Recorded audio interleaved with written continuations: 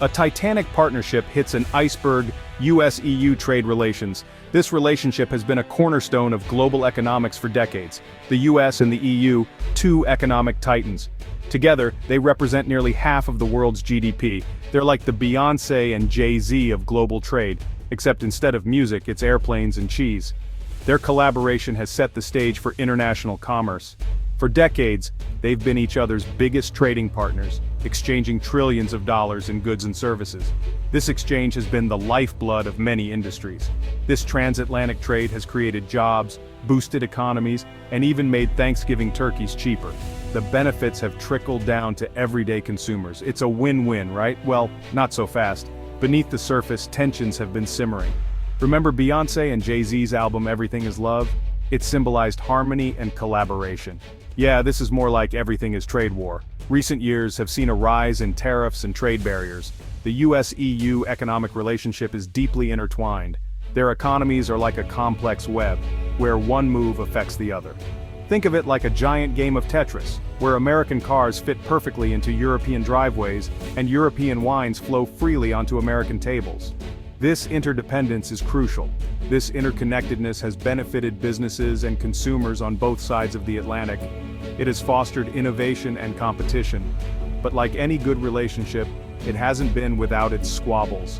Disputes over regulations, subsidies, and market access have been common. And in recent years, those squabbles have escalated into a full-blown trade war. The stakes are high, and the outcome will shape the future of global trade.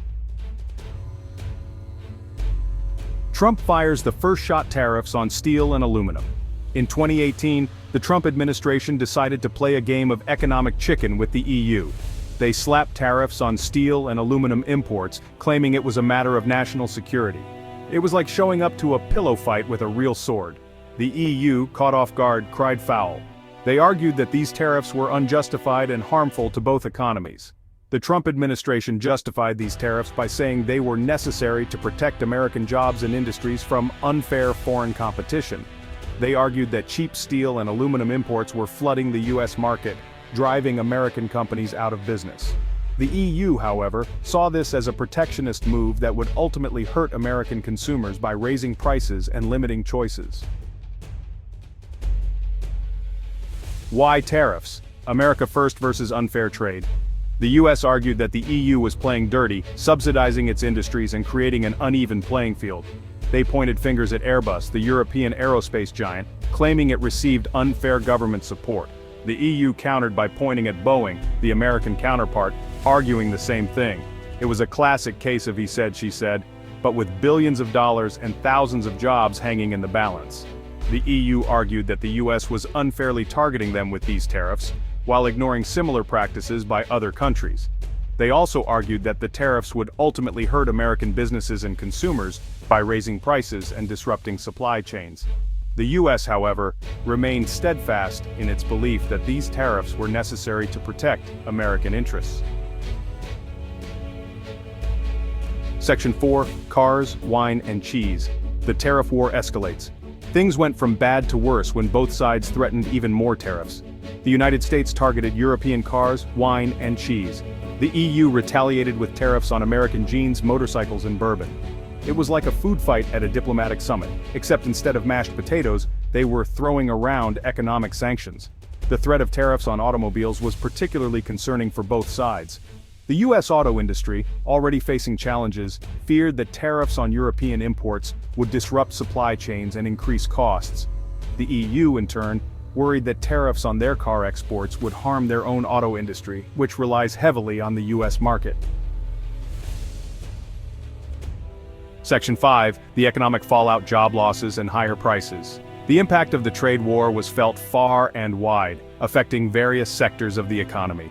This trade war wasn't just a war of words, it had real-world consequences. Factories shut down, and businesses closed their doors, unable to cope with the rising costs and declining sales. American businesses and farmers felt the pain as exports declined and costs rose. Farmers in particular struggled with surplus crops that they couldn't sell, leading to financial distress. European businesses faced similar challenges. Factories in Europe also saw a decline in production, and many small businesses couldn't survive the economic strain. Consumers on both sides of the Atlantic ended up paying more for everyday goods. The increased tariffs meant that the cost of imported goods skyrocketed, hitting consumers' wallets hard.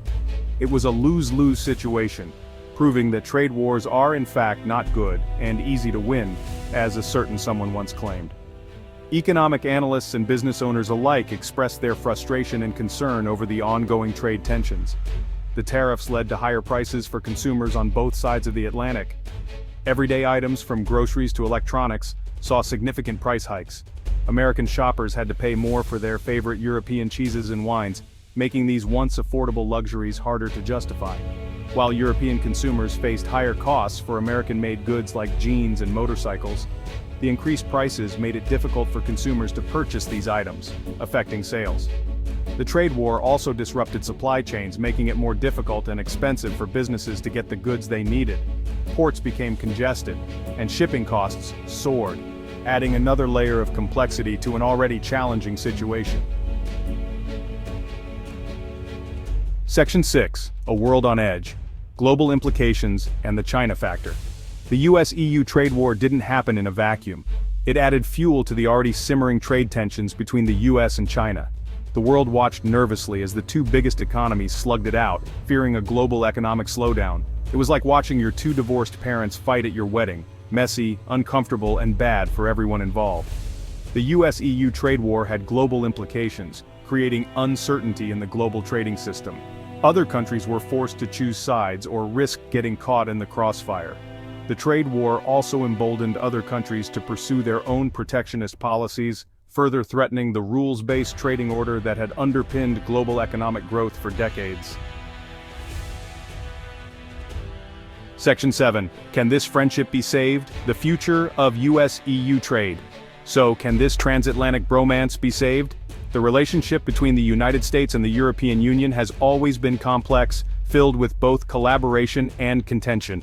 The Biden administration has struck a more conciliatory tone than its predecessor, but many challenges remain. Issues such as tariffs, regulatory standards, and digital taxes continue to create friction. The two sides need to find a way to address their differences without resorting to economic warfare. This requires not just high-level diplomatic talks, but also engagement from businesses and civil society.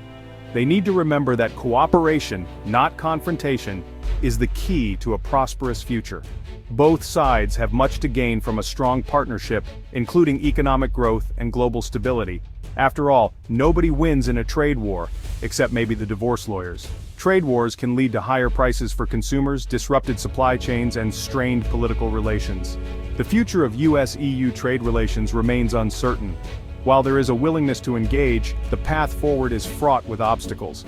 The Biden administration has expressed a willingness to work with the EU to resolve their differences, emphasizing the importance of multilateralism and shared values. But it remains to be seen whether this will translate into concrete action. Both sides need to make concessions and find common ground. The two sides need to find a way to address their concerns about unfair trade practices, such as subsidies and market access barriers, while also recognizing the importance of maintaining a strong and open trading relationship.